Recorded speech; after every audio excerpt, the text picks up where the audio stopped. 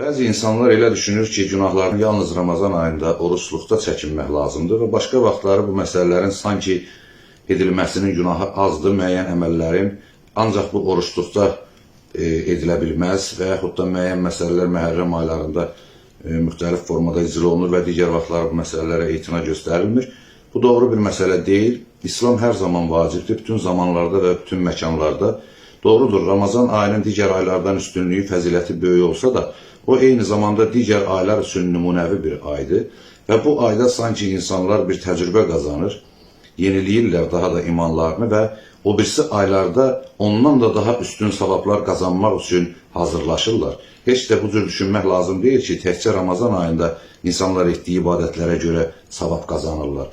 Və bilirsiniz ki, Həzrət Peyğəmbərdən hədislər var ki, insan Allah rızası üçün ibadət etməlidir. Etdiyi ibadətləri cənnət qazanmaq üçün təbii ki, edə bilər. Bu da insanın bir niyyətində ola bilər. Ancaq əsl ibadət, əsl böyüklərin ibadəti, əsl müminin, təqvalıların ibadəti məhz Allahdan heç nə tələb etmədən, təmənnasız edilən Allah rızasına edilən ibadətdir.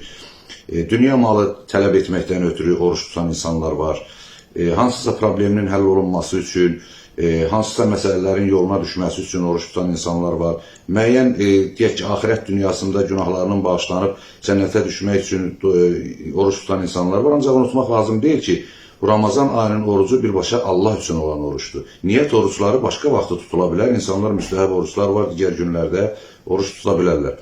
Həm də məsələ ondan ibarətdir ki, Qədr gecəsi ayların içində Həzrət Peyğəmbər buyurur ki, Allah Teala Ramazanı seçdi, günlərin içində də Qədr gecəsini seçdi. Qədr gecəsi, Qədr qiyməti uca gecələrdən biridir və Qədr gecələri deyil, bu sırf bir gecədir. Quran-ı Kərimin nazil olduğu gecədir, Qədr qiyməti uca və həmin gecədə məlumdur ki, edilən duaların qəbul olması haqqında Quran-ı Kərimdə də ayələr var, mələklərin yerə enməsi, dünya və axirət amillərinin, yəni o işi icra edənlərin aktivləşməsindən söhbət gedir və insanlara diqqət nəzər səma varlıqları tərəfindən daha da qətiləşdirilir və odur ki, insanların bağışlanma diləməsi və düzgün yola gəlməsi həmin Qədr gecəsində hətta bəzi mənbələrdə müqəddəratının, insanların talihlərinin yenidən yazılmasının, yenidən əməl dəftərlərinə baxılmasının, deyək ki, məsələlərindən söhbət gedir.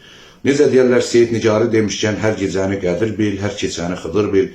İnsanlar hər gecəsini Qədr bilməlidir. Nəinki təkcə Qədr gecəsində ibadət edim, Quranı başıma qoyum və s. digər əməllər edim. Ancaq insanlara yaxşılıq etməyi, sosial əlaqələri, daimi münasibətləri aradan aparım və yaxud da bunlara etinasız yanaşım. Bunlar doğru deyil. Quranın və İslamın orucun mahiyyəti əslində insanların daha da bir-birinə sevgisinin, məhəbbətinin artmasından ötürüdür və axirət dünyasına Allaha imanının daha da mükəmməlləşməsindən ötürüdür ki, bu imanın sayəsində də insanlar yer üzündə fəsad törətməsinlər.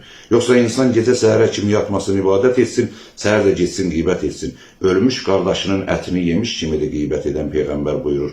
Ölü əti yeyən adamın da orucu qalarmı? Ona görə insanlar hər gününü, hər gecəsini Qədr hesab etməlidir. Hər ayını Ramazan hesab etməlidir və gördükləri hər kəsi Xıdır hesab etməlidirlər. Yəni, Xızır Peyğəmbəri görsən, necə münasibət bəsləyərsənsə, digər müsəlman qardaşını, digər insan qardaşını da gördükdə o cür münasibət bəsləməlisən.